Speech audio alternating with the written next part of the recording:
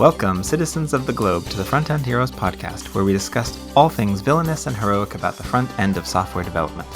My name is Evan Payne. I'm a senior front-end developer at Actimo, and with me, as always, is my co-host, Scott Francis, a senior front-end engineer at Porsche. How you doing, Scott? I'm really good. Little under the weather today, but I had a super exciting week last week because in between meetings, I docked out of the office, went and signed a few papers, and I'm now married. Whoa, congrats. Congratulations. Which I've got to tell you made me look really, really crazy to a lot of people, because I literally was in a meeting and said, I'll be back in like an hour and a half. I just need to go and do I need to go and do something. That's They're like, amazing. what? I'm like, yeah, well, I'm going to get married. Well, congratulations, big time. Thank you. I know that, it's in some ways a formality, but it's surprisingly powerful, I got to say. When we did our own civil version of our ceremony, it was like, this is intense. So congratulations. Thank you very much. So, on that happy note, today's episode is sponsored by NetCentric, an award-winning Adobe Global Alliance partner consultancy, general web awesome gurus, headquartered in Switzerland, offices all over Europe as well as Pune, India. They are currently hiring for a number of roles, so if you're looking, check them out. And we're, as ever, so glad to have their support with this show. Today, we have a guest with us. His name is Ryan Burgess, engineering manager at Netflix and host of the popular engineering podcast, Frontend Happy Hour. Ryan, how are you? And maybe you can sort of say a little bit about yourself and how you got into this crazy front-end world. Ooh, hey, well, thanks so much for having me. I'm doing great. As we started before hitting record, I am, dad of two, a recent newborn. So I'm, maybe a little tired here and there. My daughter is now going on 8 weeks, but surviving. And I'm excited to talk to some adults again right now. So that's always good. How did I get into front end? I got in before. I don't think front end existed. That wasn't a thing. When I started my career, I remember wanting to be in design. Like I thought, hey, I want to maybe do graphic design, or hey, what's this web? Like I want to start designing things for web. And so I went to like a community college program and quickly realized like, yeah, design's cool and everything, but this coding thing to actually make things work is what I fell in love with. And a lot of what I was doing back then, like it was table layouts. I'll start with that. And then, but a lot of it was Flash. I did a lot of my early in my career was doing a lot of Flash, ActionScript 2 and 3. And then we all know what happened to Flash. It doesn't exist so much anymore. But even it was a natural transition when I was working for an agency. A lot of the work that I was doing was all Flash applications and games. And then it started to be like, not that. It was people are asking more for some interactive web pieces and things. So it was very gradual, but then it was all of a sudden I'm writing jQuery and other JavaScript libraries to get the job done. And so that's really what's led me down that path. But I love the front end. I think it's, I've done back end throughout my career too, but like sprinkles of it, front end's where I'm happy. Nice. Yeah, we talk about that with a lot of the guests on our show, is that there is this immediacy of the feedback loop that you get with the front end. And I think if you end up doing this, you really do appreciate that you can tinker with something and then see if it worked pretty quickly. It's really nice. I mean, it's easy too, right? You can spin it up in a browser. Like it doesn't take much. You can start writing code really easily too. Yeah, so I true. don't want to. That was actually what brought me into the web. Like the fact that you could do it so quickly. Like how you describe your career progress there. Like I think that like basically mirrors mine. Like it was, and the start for me was really like at university.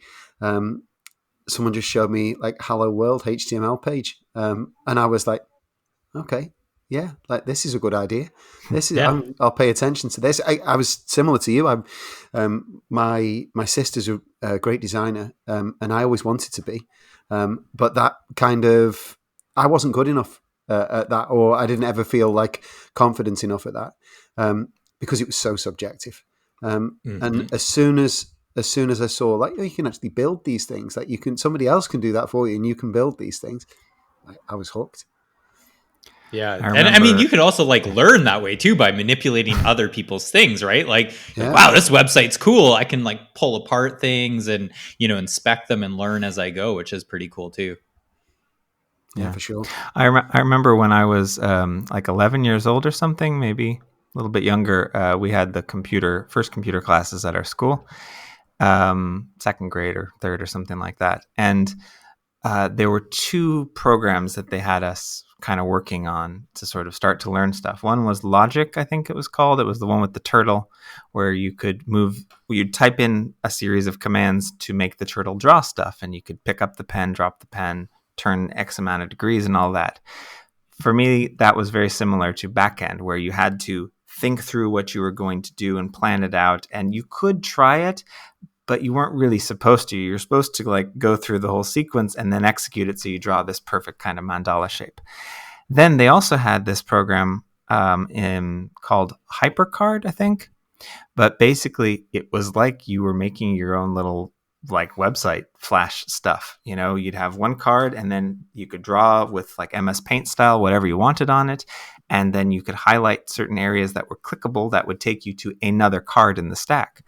And for me, that was perfect because it was that instant feedback loop of like, okay, let me make the like scarecrow here and I'll put in some audio when you press the button or you hover over it as well. I'm thinking back, I'm like, that was so advanced. Like, if they could have just had that in a more shareable format, that could have been the internet too. Same as Flash ended up being sort of like that fancy interaction stuff that sort of took over. I don't know. It was a good time. It was an inspiring time, as is often the case with front end stuff. Well, and it changes so drastically too. Like I think that's what's Always. kept me around in it too, is just that, it's you constantly are having to learn and it keeps you on your toes. Like there's something cool that someone's done and you're like, whoa, how'd they do that? And it's like some new technology, or they've just manipulated it some new way that you're like, oh, I never even thought of that. I love that. It's just this constant one upping our industry, which is really cool.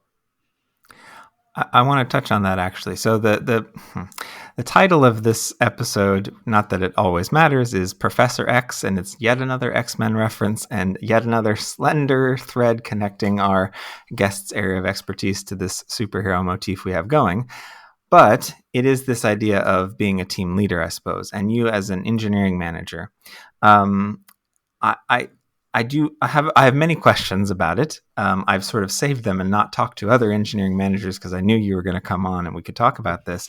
So the first thing is maybe just for those listening, like what are the responsibilities of an engineering manager and how does that differ from what you do as just a regular engineer?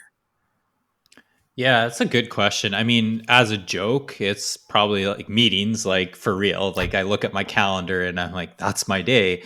Um, but it's very unpredictable sometimes too. Like I find like my role is harder to define.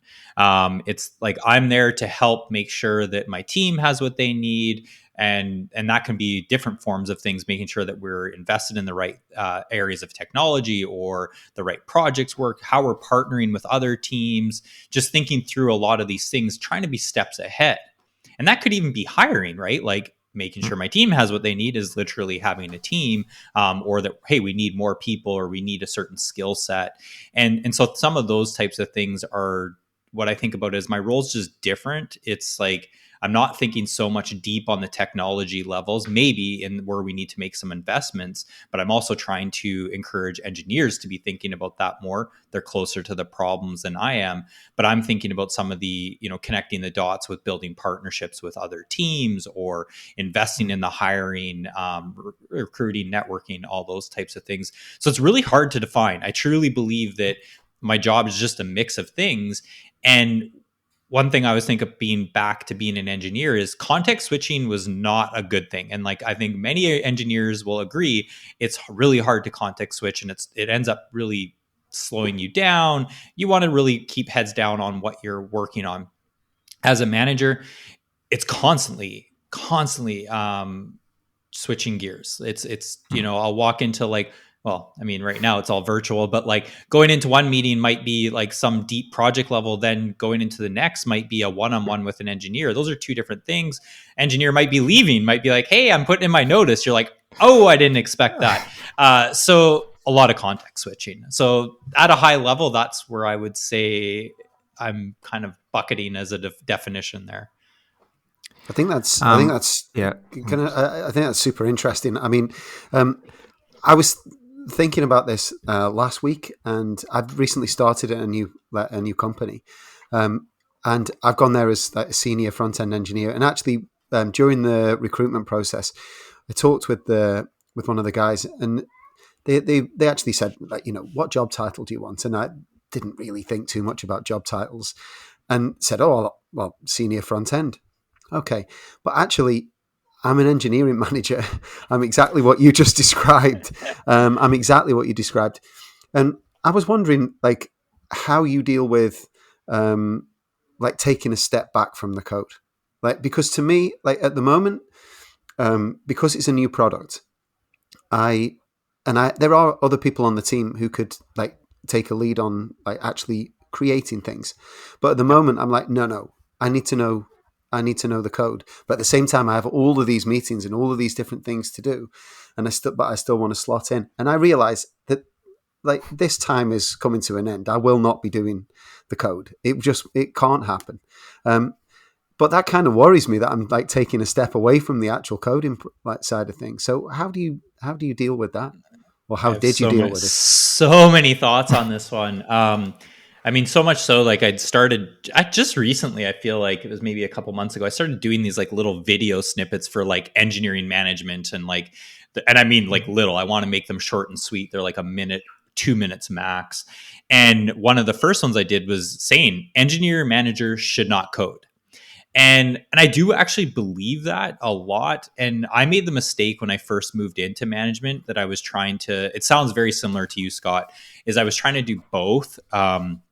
I felt like the team that I had kind of had at the time, we were shorthanded. Like we weren't able to deliver on certain things. I felt like it was wrong not to help out, and so I ended up doing two jobs essentially.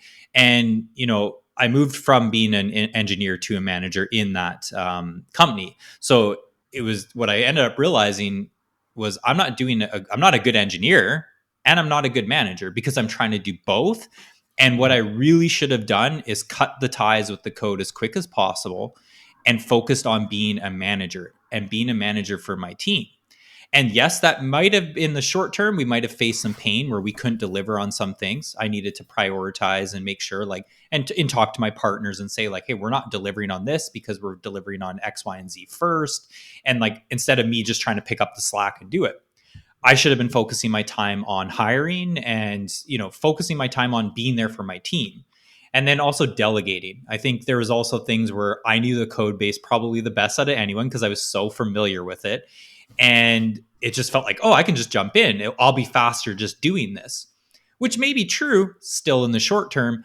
What's better is like invest in the people and allowing and delegating and building them up, maybe helping giving input on some of the things to help them learn. That's going to pay off in the long run. And there, like you said, I was in meetings. I just all of a sudden was in so many different meetings. And so I was coding in the evenings and weekends, and like I was burning out quickly. And I realized I took a step back and was like, am I a good manager or am I a good engineer? I'm neither. So it was kind of that pivotal point. And so when I joined Netflix, I joined as a manager, and I have done a tiny bit of coding, but I've really stepped away and leaned on my team. And I will give advice and input, but like I can't be held to delivering something. I realize that it's like that is not my job anymore, and it was hard. I will say I've been managing for going on 8 years, I think now. It's easier now where I still code in my spare time a little bit, and there's not a ton of spare time, but doing little side projects here and there. I still love code. That's what got me into this. But I have found that easier to let go over the years. The first year or two was so hard. You just felt like, what am I doing? Like, why am I giving up something I loved? And then I started to fall in love with the new challenges, the people challenges, the like thinking strategic, and all the things that were coming with leadership that I started to fall in love with. So that I think you need to give it time though. Yeah, for sure. I have had a lot of thoughts while you've been speaking about this, and I've been thinking about this for a long time because I am one of those people that has been adamantly against going into that path because I don't want to let go of the code, and I know I don't want to let go of the code.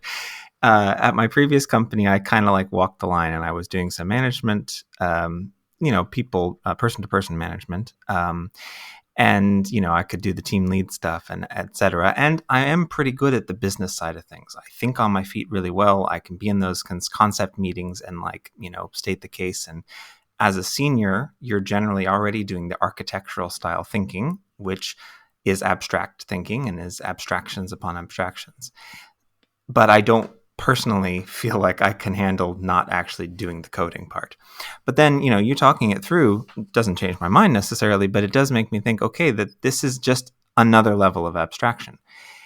Do you think maybe it's tied to the fact that you are still enabling the building of software, right? You're building stuff. So it's not just being a manager, which is product management is its own field, but also something that not everyone has the skill set for or wants to do.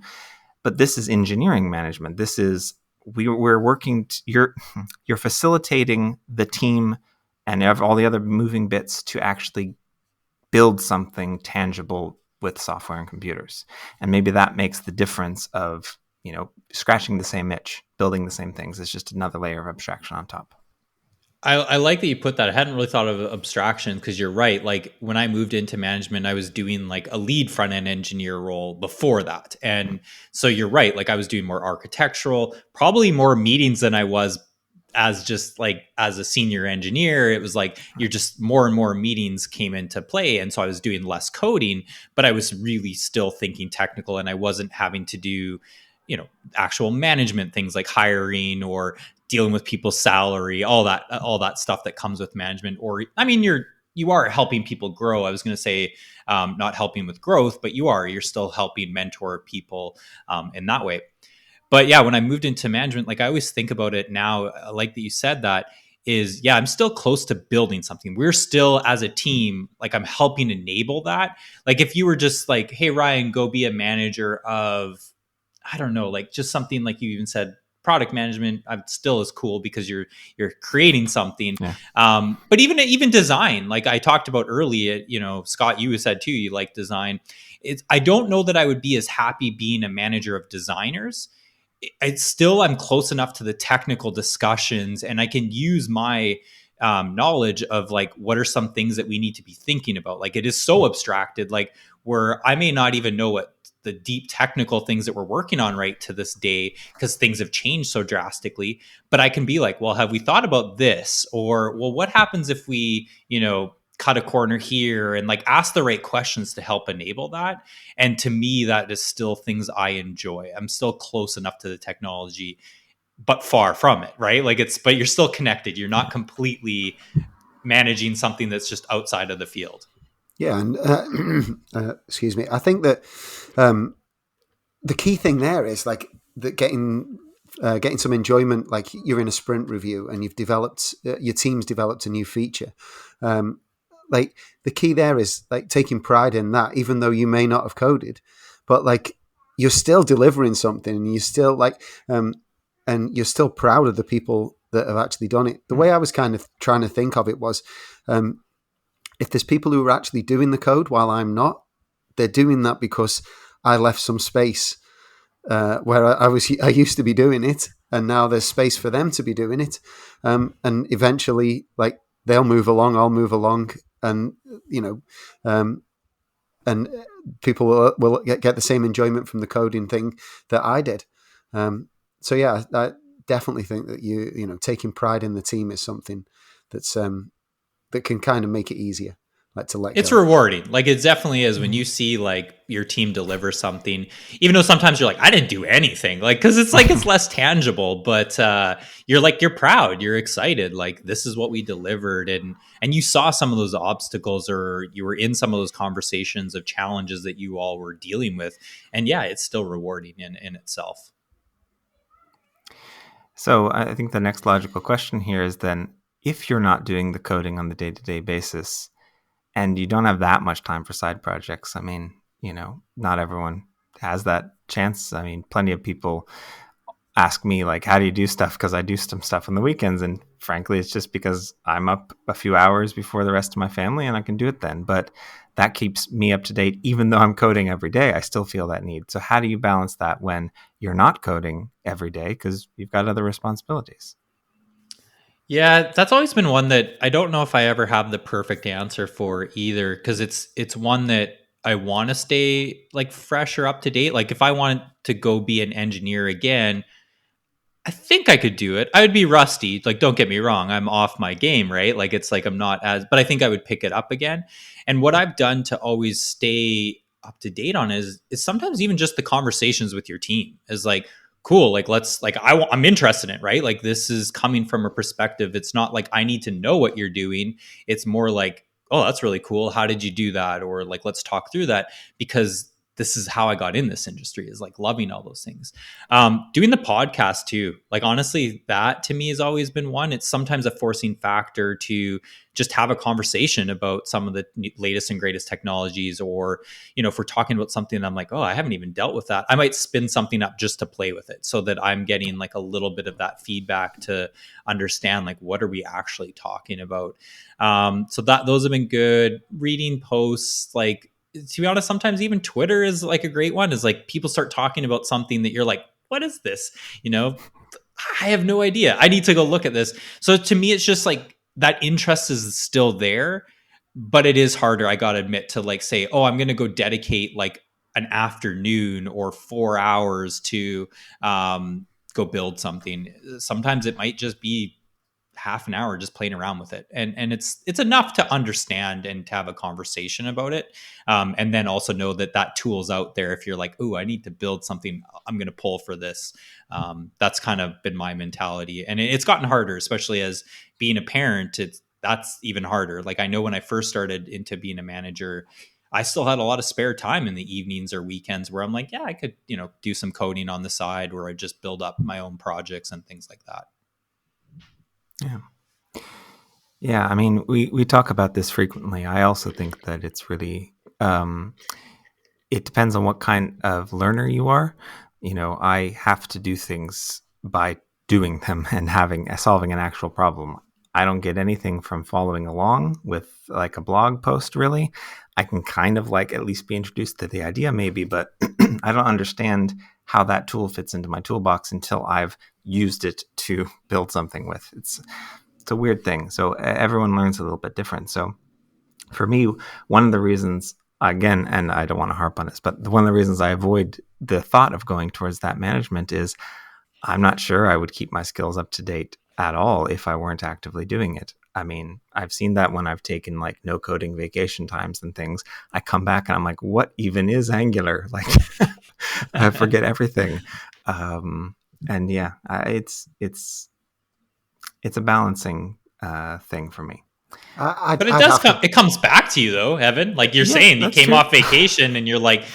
So I do believe it's probably just like if I go back to it, it's like I'm gonna need probably months of ramp up time, right? Like it's like going from almost starting from scratch. Whereas like you took that vacation and then you're like back and you're like, oh, I'm a little rusty for maybe a day, maybe an hour. I don't know, but like it's there's just a little more lead up. I think you're pretty dedicated with your like side projects as well, Evan. Like, Yeah. I'm convinced. I'm not convinced. Sorry, that if you were a manager and you didn't code during the day, that you wouldn't keep up coding, because you would. I don't Like know if I enjoy it's it. yeah, exactly. Like, and and you found like you found a way of like combining a hobby with producing like a side project, which makes things so much easier if you're actually doing something that you're really interested in. Like, you'd be fine. You should be a manager. Well, all right. So that's, and I've asked this before. Like, we had panel discussions back at the previous company as well, because I'm curious to see. And it wasn't until we were in the Slack group that I even knew there was a term for this. IC, individual contributor. So a lot of people think that the main track that you can go on as an engineer is to go from junior to mid-level to senior to maybe principal or lead or whatever the term at the company might be, to staff, and then to management. and then you just go into management, and that's where you are for the rest of your career, barring significant shifts or changes. And I've always questioned that assumption. It's not that that's bad. I think it can be really rewarding. But I do wonder, is there a place for people that just want to keep on coding, keep on being in the trenches building? And is there a certain level at which, you think, oh, well, maybe we're going to start to be judgmental towards those people? I'm just throwing it out there. I wonder how acceptable that is to carry on without heading towards the management route. Yeah, I always kind of hate that people think that, because I mean, I've probably felt like that too, because I don't think that we should feel that management is just the natural track, because it's not. It's different. It's a completely different role. So, we take someone who's just like this amazing engineer, and we're like, yeah, throw them into management, and it's like, is that the best thing? Maybe they make a good manager or an okay manager, but maybe they don't, because it is completely different. Like, you're dealing with people, dealing with code. Those are completely different things. And some people are good at it. They can do both. Some people are just not.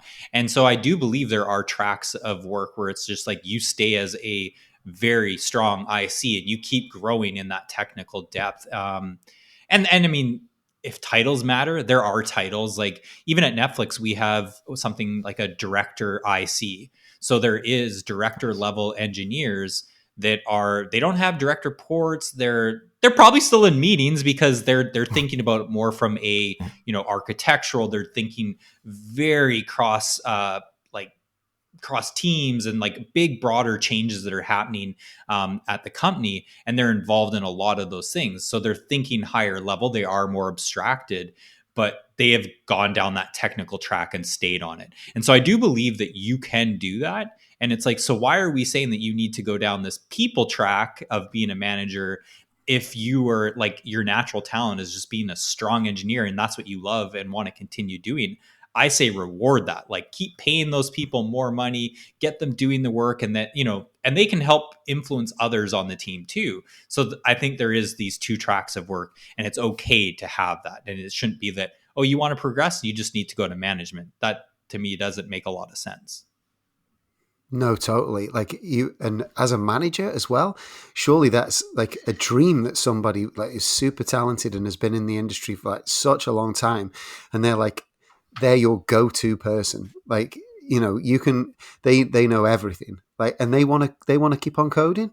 Well, amazing. Like, and as you say, yeah, just keep on rewarding those people. Like, they're gonna, make them stay at your company and keep on putting all that effort in and showing like the other developers like just how it is to really develop with such a high standard. I mean, that's a manager's dream. I think I'm with you though, Evan. I mean, I think that there is like just a tried and tested like route. Like, you go in as a junior, then middleweight, then senior, and everything.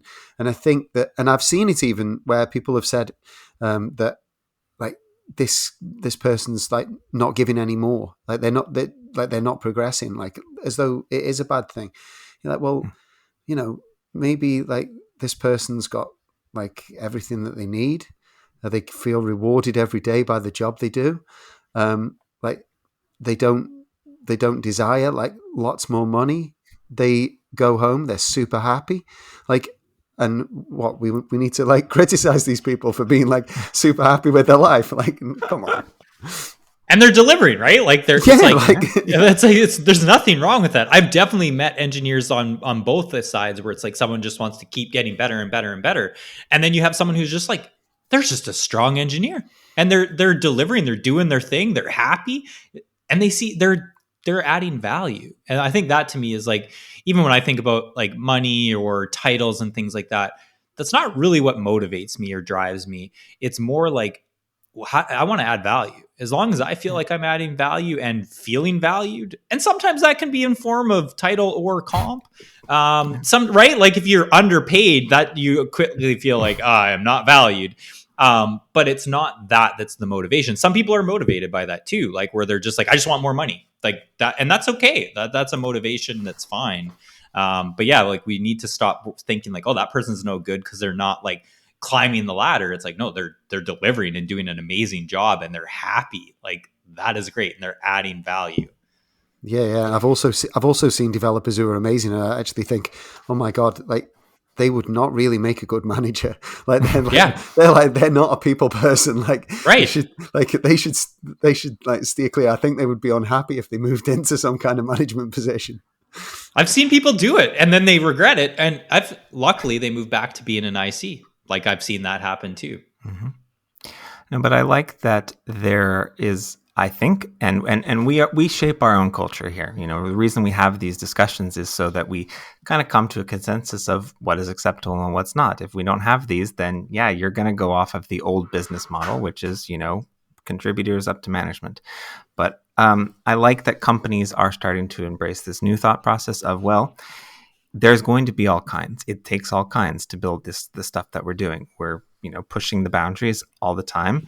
And if you want to kind of just tread water for a while, as long as you have someone like an engineering manager keeping you on track, making sure you're being nudged in the right direction to support the team in the right way, then that's totally fine to do. I like that that's happening. It makes for a much more robust mix of people that you're working with. And that at the end of the day is great. It makes work not just a job, but a career and fun. So that's nice. Good. I wanted to just pick your brain, actually. This is totally not, oh, we don't often do it quite this overtly, I think. But earlier today, I was approaching and questioning some assumptions that I've made over time. I remember working on a Vue project, which was using Vuex and state management system specifically for Vue. But the lead developer that I was acting more as product manager for this thing. I let him run the show. He was insanely fast and good, but he only allowed the root level component to speak to the state management. And then all of the child components had to be dumb components. And thus, there was a lot of what they call prop drilling happening, where the parent would pass to the child component, which would pass to the grandchild, to the great-grandchild sometime. And then the user would interact with that great-grandchild, which would then pass the data all the way back up before it could then go to the store. And I was super angry at the time, thinking, this is so frustrating. You have this great state management system that provides a level of safety, but you're not really using it, or you're not relying on it. You're shoving it back up to the top, and it could be anything. He didn't agree, and that's fine. I let him do what he needed. Now I'm in the same position, and I'm starting to do the same thing within Angular, where I'm kind of only letting the smart components, which are the higher level up you can go, parent or child ones, talk to the store, and all of these other sub-libraries they can't know about it. They have to talk to their parents first. And it's starting to frustrate me. So it's this thing of like, yeah, this is an acceptable pattern. You want smart versus dumb, but now it's conflicting with prop drilling versus, you know, being a little more fluid. So what's been your experience with that, maybe? And do you have any thoughts on that? I'm just picking brain here. Yeah, it's funny that you say that because it just reminded me too. Is like you know, I haven't done a lot of Vue, but and I've done some Angular. My Angular is like very old. Like when I used it when it first came out, and I've dabbled in it like since, just like playing around with it. But like I've done a lot of React, and Yeah. I remember React early on to like where we are today. And I feel like we've gone through these stages where it was like the best thing was just make as many dumb components as possible, or, you know, pass as much props as you could. And I think that I don't know if I'm answering the question, but I'm going to say it anyways, is I think that sometimes we overthink it. Like we go too far one way. I do believe exactly what you said is like there's just a need for some smart components and some for dumb components. And I think that that's the right thing, is like thinking about what needs to be the smart pieces and what needs to be the dumb pieces, and thinking about the trade-offs around that. I think sometimes people go too far. They're like, well, everything needs to be dumb and I'm just going to have this one piece. And I think that's where it starts to fall apart, is either you go all smart pieces or all dumb pieces, and like there's no in between. I think it's more the in between, and starting to figure out what the right level of abstraction is and trade-offs along that. And that may be different for each project. It's really thinking about, well, why am I doing this? Like, why is this one dumb and this one smart? And like, how am I thinking about how these interact together? Are there components that are changing lots, right? Like because, and sometimes in a code base, that one component, like literally you wrote it once and you're like, that is like 6 years old and it still exists and has not been touched. But then there's these other components that change, like, not daily, but like it feels like that. You're like, oh my goodness, we've rewritten that thing so many times. And I think it's sometimes thinking about that, and you'll still never get it perfectly right. You try to think about the future as much as possible. Maybe you get it 70, 80% right. And then that one that you thought you were never going to rewrite ends up being rewritten like 5 times in 1 year. I don't know. I don't know if I'm answering it really well, but this is kind of how my mind thinks on it, is like, I don't think there's a perfect answer. It's just more thinking about like, what's the future? What are how does this code base have to live and breathe like long term? Yeah, I don't think there's an answer. I'm really just, pulling for thoughts, because I think the struggle that I'm having now I'll figure out the answer at some stage. I'll make a decision at some stage. But I got to thinking about it because it is one of those, architectural thoughts. It is one of those very abstract things of, yeah, here's a best practice versus practicality versus you're choosing to do this best practice because it's making your developer experience better, I guess. But then in actual practice of the best practice, it doesn't make your developer experience better. So, how do you come about making the decision, Well, and that's the thing, is like some of the developer, like, just because the standard out there, like I read this blog post and it was like, this is the best way to do it. Sure, for that person or that team that might have been, but like, what's best for you and your team, and how's that scaling? I think these are conversations that we need to have up front versus just saying like, hey, I saw this as the best case because, Evan Payne said it's the best, and so I should just do that. Well, why is it the best for his solution? Does that fit our needs? And I think we need to have more of those types of conversations as a team, and thinking about that before and maybe that is the best one for us. Like, these standards, they can fit your needs, but just understanding why it's the right one. Honestly, I think more times than not, like that's when we make kind of make the wrong decision as engineers, is just kind of jumping in without really thinking about like, how's the longevity of something. I think there's a lot to be said for practicality. Yeah. There is, like, I mean, I totally agree with you, Ryan. Like the as long as you're asking yourself, like, why are you doing it? Like, why is this the decision? Because like the thing that I always go back to with software is that today somebody will say, this is the right way. Like, this is 100% the right way. And then, like, this is the front end. Like, 6 months later, it's not the right way because somebody else writes a blog post and says, this is total rubbish. Like, it should all be like this. And then suddenly everybody refactors. Like, I would say that even though it's like levels of abstraction, and probably like a junior developer wouldn't think of it this way, like, I think that you will have seen enough in your career to know if you can bend the rules. Like, if you can actually, like, that's where like the level of experience comes in. Like, yeah, perhaps I should do it this way, but actually, like, I get nothing from this, and it makes it much more complex. And therefore, like, the people who follow me in, or like junior developers on the team, like, just aren't going to follow this. Like, make it, like everything, you cut your cloth. But I think that I would shy away from like dogma and like, oh, you have to do it this way because like this person said. Yeah, and I'll report back to you both on how my decision process goes. I get the sense that there will be like a third category between, smart and dumb. Maybe like, dropped out of high school 1 year early, but still did really great in life kind of area. So, I like that. Man, it's like, it reminds me of The Simpsons, where there's an episode where he's Max Power. He said there's 3 ways to do things: the right way, the wrong way, and the Max Power way. Max Power way. Yeah.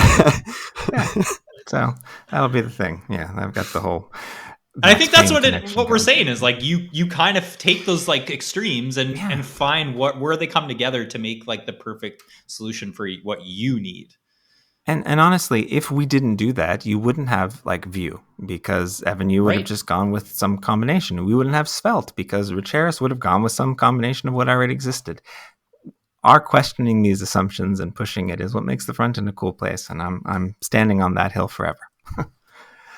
Agreed. Cool. So, we're getting close to the end, but first we have our segment, True Hero. In this segment, we want to highlight a few true front-end heroes that are working across the planet and to thank them for all that they do.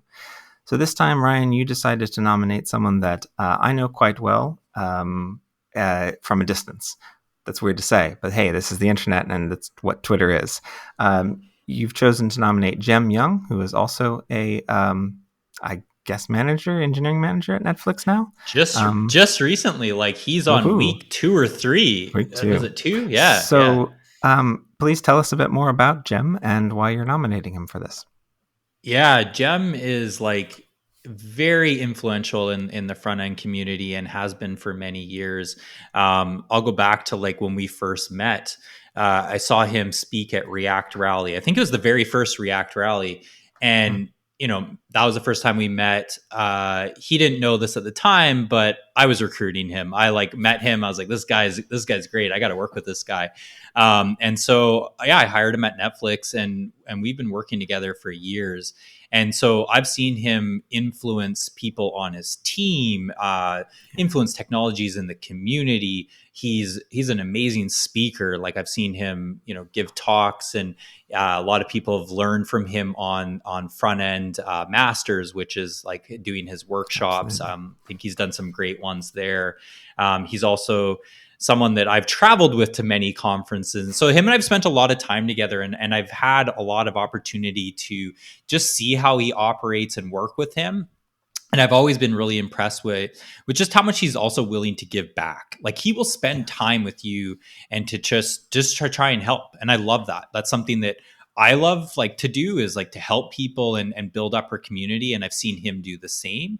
And he's also a partner in crime on Frontend Happy Hour. Like he's on the podcast with me and like has been for years. And so things like that, I think he's one that I always want to highlight and think that people should definitely follow him, talk to him if you can. He's great. He's just a very great person to be around too. Yeah. Yeah, absolutely seconded. Thank you, Jem, for all that you do once more. Great engineer, great mindset, good role model. So keep it up. Right. Last on our list, any proper hero is a well-rounded one. And so we like to share some simple musical picks. So, Scott, what's the favorite thing you've been listening to lately? Well, I've not listened to, believe it or not, I've not really listened to music this month because I actually read a book, which as a father of two is like amazing. Like, Yeah. um, so I read this book called Into Thin Air, and it's by a guy called John Crowker, um, or something like that. I'm sorry, I'm terrible with names, but yeah, this is about an expedition to Everest. He was a journalist, like part-time climber, and got sent to Everest to go up with this group of people, and like it went disastrously wrong, and it is Yeah. like I could not put the book down. It was amazing, like just because I have no interest in rock climbing, like none at all, like but the book just I'm fascinated by like the decisions people make and the things that people will do in extreme situations, and like just the limits that people will push themselves to. And it was a really fantastic read. I would recommend anybody taking a look at that. Awesome. Yeah, thanks. I remember the movie from the 90s vaguely, but yeah, cool. Thanks. Ryan, how about you? What have you been listening to or pick that you have in mind? Yeah, I'm glad that Scott chose a book, because I'm like, oh man, I haven't been listening to a lot of music either, just in the past month of having a newborn. But what I have found listening to is really great, because a lot of times you're rocking a baby, you're feeding, or you're doing a lot of house chores and things like that. It's really easy to listen to books. I can't sit down and read them right now, but I just listened to Ellen Powell's book. I think she's called Reset. Really interesting story of talking about when she was working in venture capitalists, than even to like being her as CEO of Reddit, and just some really interesting things. I found that a really good read. She talks a lot about too her just like sexism in the workplace and just building more inclusive environment. There's a lot going on in this story. I really enjoyed it. So that's the one that I just finished probably about a week ago. Nice. Okay. Thanks. From my side, I will go with music, and because somehow magically Scott did not, I will recommend St. Vincent's latest album, Daddy's Home.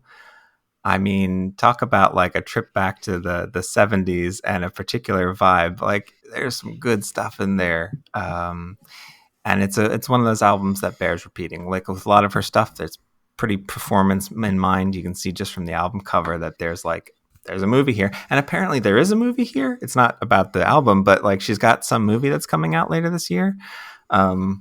Experimental film type of thing. Pretty cool stuff. So very much on the St. Vincent Annie Clark bandwagon. So. I knew you were gonna pick her, so I thought I'll pick something else. Okay, good. Yeah, I'm very impressed. Cool. So, looks like that's all the time we have for today, folks. Thank you so much for listening. If you enjoyed the show, you should like, heart, or star us in your podcatcher of choice. Reviews and ratings are how those fancy algorithms help people find our content, and the power to help is within you. If you have any questions or topics you want covered in our next episode, send a tweet to us at Heroes Frontend, and we'll add it to our list.